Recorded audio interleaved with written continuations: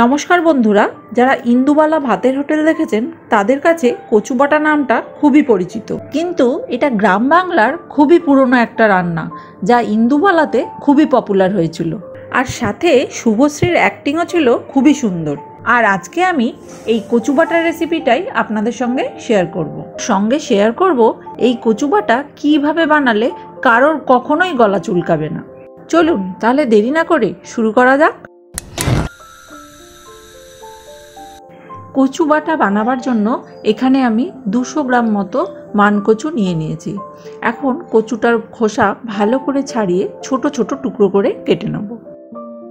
যতটা ছোট টুকরো করা যায় ততটাই ভালো, তাহলে এটা গ্রাইন্ডারে পেস্ট করতে সুবিধা হবে। এবারে কেটে রাখা কচুগুলো গ্রাইন্ডার জারে নিয়ে পেস্ট করে নেব। যেহেতু এটা বেশি আছে পরিমাণে, তাই এটা দুবারে পেস্ট করে নিতে হবে। দিয়ে দিলাম 3টে কাঁচা লঙ্কা, সাথে সামান্য নুন দিয়ে দিচ্ছি, আর দিচ্ছি 1 চামচ সাদা সর্ষে বাটা। আপনারা চাইলে এখানে কালো সর্ষেও ব্যবহার করতে পারেন। এবারে এটার একটা পেস্ট বানিয়ে নেব। সমস্ত কচুটার আমি একটা ফাইন পেস্ট বানিয়ে নিয়েছি। আর বাটার সময় যদি আপনাদের একটু ড্রাই মনে হয় সেক্ষেত্রে খুব সামান্য জল ব্যবহার করতে পারেন। যাই হোক, কচুটা আমি সমস্তটাই বেটে রেডি করে নিয়েছি। আমি এখানে একটা কড়া গরম করে নিয়েছি। এবারে এর মধ্যে কিছুটা সর্ষের তেল দিয়ে দিলাম। অবশ্যই এই রেসিপিটার ক্ষেত্রে সর্ষের তেলই ব্যবহার করবেন, কারণ কি কিছু কিছু রান্না আছে যেগুলো সর্ষের তেল ছাড়া কিন্তু একদমই ভালো লাগে না।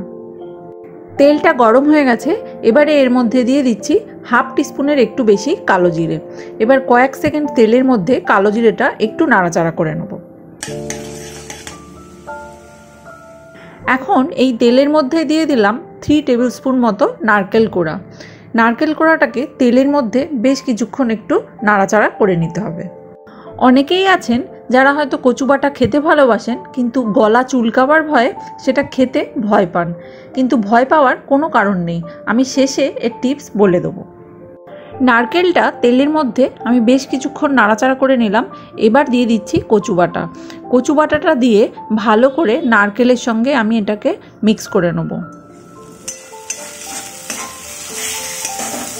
আমি এই কচু বাটাটা যেভাবে আর যে সমস্ত জিনিস দিয়ে করছি একদম একই রকমভাবে যদি কেউ বানান, তাহলে আমি গ্যারেন্টি দিয়ে বলছি এটা দিয়েই পুরো ভাত খাওয়া হয়ে যাবে। নারকেল আর কচুটা ভালো করে মিক্স করে নেওয়ার পরে এর মধ্যে দিয়ে দিচ্ছি 2 টিস্পুন মতো গুঁড়ো চিনি। আপনাদের কাছে যদি গুঁড়ো চিনি না থাকে আপনারা নর্মাল চিনিও এখানে ব্যবহার করতে পারেন। এবারে চিনিটাকে আমি একটু ভালো করে মিক্স করে নেব। আর কচুটা বাটার সময় আগেই যেহেতু আমি নুনটা দিয়ে দিয়েছিলাম, তাই এখানে আর আমি নুনটা দিলাম না।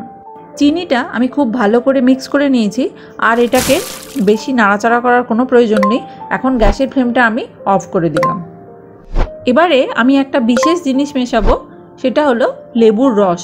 আর লেবুর রস মেশাবার পরে এটা ভালো করে মিক্স করে নিলে যে কেউ এটা একদম নিশ্চিন্তে খেতে পারবে, গলা একদমই চুলকাবে না। আর অবশ্যই গ্যাসটা অফ করার পরই লেবুর রসটা মিক্স করবেন। ঠিক এইভাবে যদি কচু বাটা বানানো হয় তাহলে আমি গ্যারেন্টি দিয়ে বলছি বাড়ির সবাই আঙুল চেটে পুটে খাবে। এইরকমই কোনো ইন্টারেস্টিং রেসিপি নিয়ে আবার দেখা হচ্ছে নেক্সট ভিডিওতে। সবাই সুস্থ থাকবেন, ভালো থাকবেন। টাটা।